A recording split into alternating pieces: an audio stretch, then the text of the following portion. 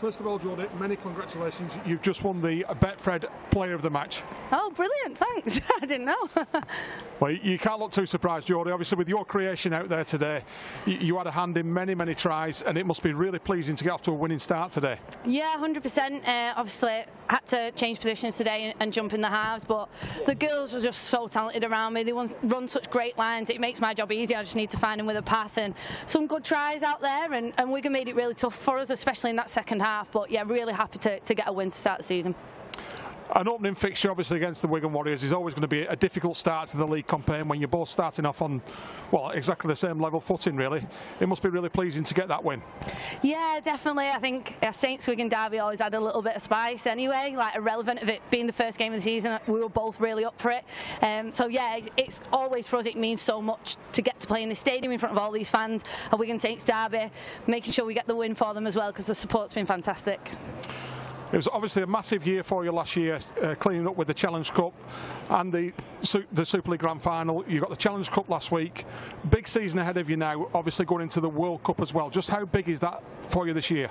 Yeah, this year is the biggest year Women's Rugby League's ever had. I genuinely believe that, and the opportunities we've got as Saints to hopefully play in all the big games, and then as England players, hopefully playing in the big games at the end of the year in the World Cup. It's massive for us, so we just want to take full advantage of everything we have this year.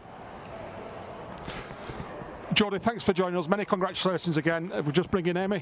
There you go, Amy. Thank you. You on left. Thank you. Amy, what a great win today, and to sort of cap it off for you as well, 2 tries. Many congratulations. Thank you very much. Couldn't have got them without my team, but you know, it's all about finishing as well, so I'll take the 2 tries. Thank you. You talk about obviously your teammates around you. We've just spoken to Jodie Cunningham. I mentioned to Jodie about her creation around the pitch. Just how easy does that make your job as a runner that you are running onto the ball when you've got a player like that in the middle?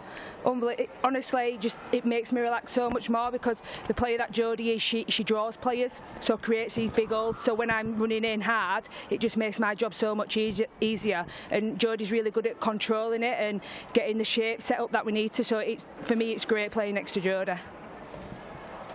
Again, Challenge Cup victory last week going into today. It was never going to be easy, but you seem to have 44 points to 0. What a great victory it was for you today. Yeah, you know, it were hard.